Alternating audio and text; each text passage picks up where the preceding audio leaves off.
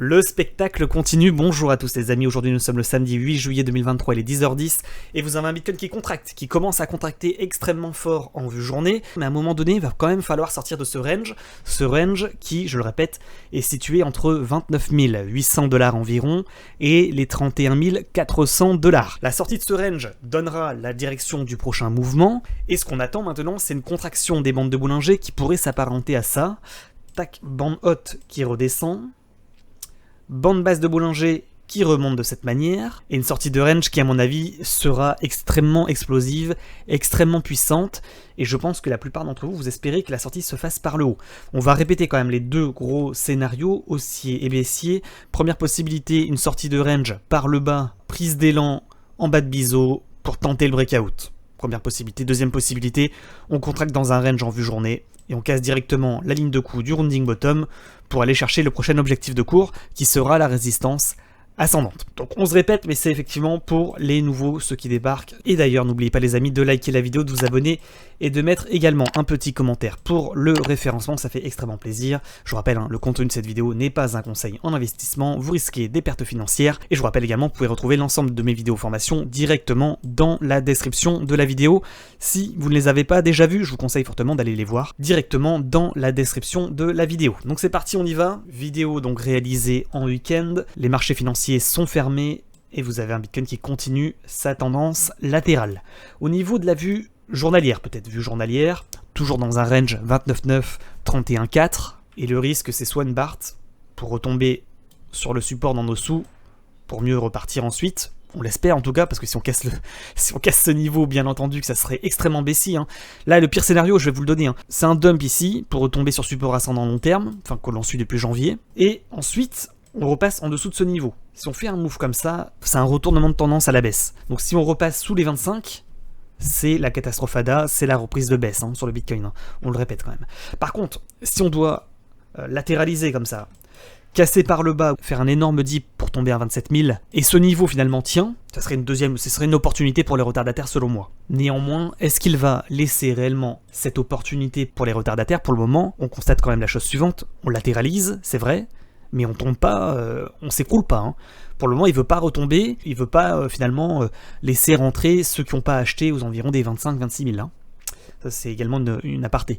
Au niveau des bandes de Bollinger, on le voit. Contraction de cours. Pour le moment, rebond sur bande centrale de Bollinger, ce qui pourrait laisser penser qu'à un moment donné, on aura une contraction des bandes pour avoir un mouvement explosif qui pourrait arriver. Qui va arriver, de toute façon. C'est pas qui pourrait, ça va arriver.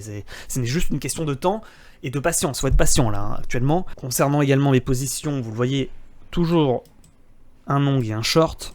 Un long pris en bas à 25 et un short pris en haut à 31 400. Donc la vue journée est un peu plus parlante, on voit que effectivement on est dans du trading range, néanmoins on voit que le cours commence à comprimer sérieusement en vue journée, ça va finir par péter, et ça va à mon avis péter assez fort. Prochain mouvement, c'est minimum de 10% pour moi, c'est pour ça que je vous ai posé la question tout à l'heure sur Telegram, quel sera le prochain mouvement selon vous, parce que 10% ça correspond à un retour sur trendline ascendante. Si on breakout la bande haute de Bollinger, le range par le haut, c'est-à-dire les 31 400, 31 500, c'est pas 10% pour moi. Pour moi, c'est plutôt du 25% à la hausse. On est plutôt sur des moves comme ça, parce que chartistement, il n'y a que ces deux grosses possibilités de cassure de trendline baissière long terme par le haut avec une cassure de ligne de coup de rounding. Les 38-40, c'est quelque chose de réaliste. De la même manière, un rejet à 31,4 ou une cassure de range par le bas pour s'effondrer aux environs des 27 000, c'est également totalement réaliste. Pour moi, c'est des moves comme ça qui se préparent. On va résumer peut-être en vue 1 heure. Support descendant, qui était un bon niveau pour buy the dip. Tac, tac, tac. Et il est reparti. Là, il m'a siphonné mes stops. J'avais réussi à acheter, pour rappel sur Twitch, cette zone. Dans la nuit, paf, il a été chercher un plus bas, ici.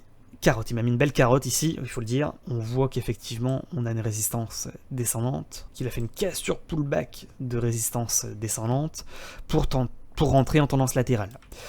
Quand on regarde en 4 heures comme ça, on se dit, premier bottom, rejet ici, peut-être on pourrait aller chercher ce deuxième bottom pour faire un double bottom et repartir. Et aller chercher le haut de range. Voilà. Donc on est vraiment dans les structures comme ça, je répète, je récapitule en vue semaine. Rejet sur ligne de coup du rounding bottom, Pas de cassure confirmée des 31 500 $ qui sera le niveau de breakout pour aller rechercher un plus haut. Le risque, c'est un décrochage ici. On pump Bart Simpson, on retombe ici à 27 500, 28 000 pour aller chercher la trendline ascendante.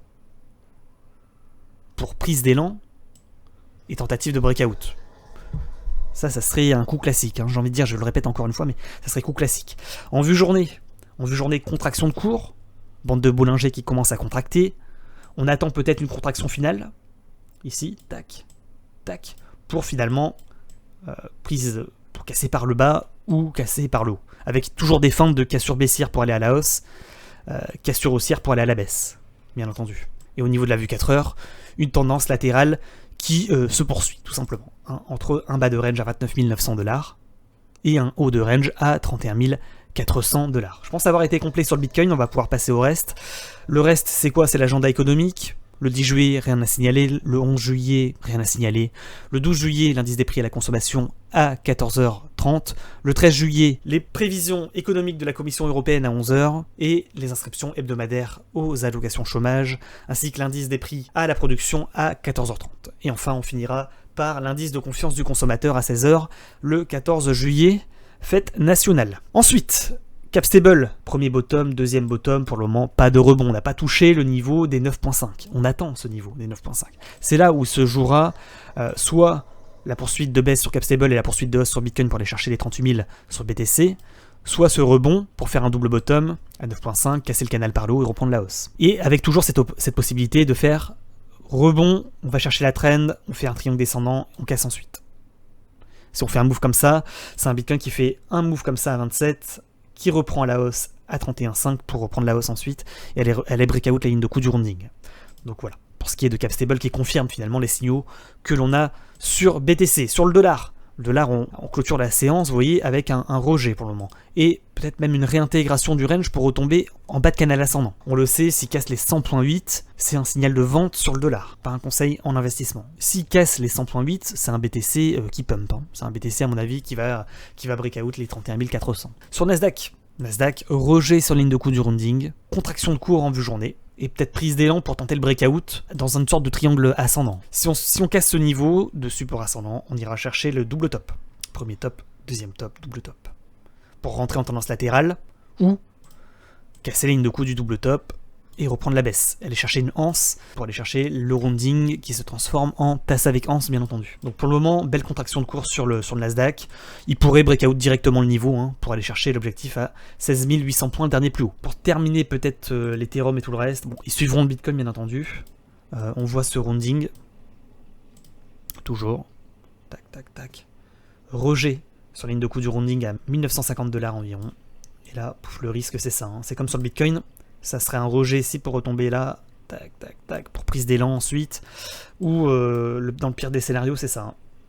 C'est retomber ici, il réintègre le support descendant long terme, et là il reprend la baisse. C'est comme le Bitcoin. Si le Bitcoin repasse sous 25 000, c'est une reprise de baisse. Simple, efficace, il n'y a pas de doute par rapport à ça. C'est comme l'Ethereum. S'il repasse sous 1700 points, c'est une reprise de baisse. Après le reste, à mon avis, ça n'a pas changé. Par rapport aux dernières vidéos YouTube, il n'y a que TRX qui est plutôt propre. Tout le reste, c'est en PLS complet. C'est en train d'attendre la confirmation du Bitcoin. Peut-être XMR quand même, avec des bandes de Bollinger contractées, qui commencent à contracter, un haut de range qui va peut-être être breakout dans les heures et les jours à venir à 170 $. Moi, je le trouve plutôt beau, XMR, je le dis. Peut-être XRP aussi. XRP sur bande centrale de Bollinger en vue weekly. Ça tombe, il va rebondir, il va aller chercher la ligne de coup du rounding pour breakout. XRP numéro 2. Et Ethereum numéro 3, je pense. Ethereum numéro 3 avec un beau rounding, un beau rebond également sur MM20 en vue semaine. Mais faudrait quand même une confirmation du Bitcoin. Faudrait quand même une confirmation du Bitcoin pour Ethereum. Bitcoin, belle contraction de cours quand même. Putain, ça pourrait se dénouer très prochainement. Vous avez voté, prochain gros mouvement sur BTC de plus ou moins 10% sera... Ah, vous le voyez, 50-50, putain, ça bouge pas. Ouais, vous voyez, avec la MM100. Qu'est-ce que ça veut dire? Premier bottom, deuxième bottom, on repasse au-dessus de la MM100, ça va être boule. Ça va être boule pour aller chercher à nouveau les 31,4. Donc, peut-être un décrochage comme ça pour y aller en double bottom, ça serait beau, ça serait une dernière opportunité, je pense, aux environs des 29,8. Peut-être aller même chercher la trend ici, là. Tac, comme ça, pour y aller en 2 temps, ça pourrait... Max Payne à 29 500. En dessous des 29 500, ça pourrait être un décrochage un peu plus fort, je pense. Par contre. Bon les amis, je pense qu'on a fait le tour. N'oubliez pas quand même de nous rejoindre sur Telegram pour les sondages quotidiens, les analyses quotidiennes. Également sur Discord, hein, bien entendu, pour mes graphiques mis à jour en continu. Les fiches de trading, bien entendu, en accès libre et gratuit, etc., etc. Vous êtes bien entendu les bienvenus. C'est tout pour moi. Bonne journée à tous, bon week-end à tous, et je vous dis à très bientôt sur YouTube et sur Twitch. Vous avez tous les liens, bien entendu, en description, avec notamment les vidéos formations. À très bientôt. Ciao, ciao.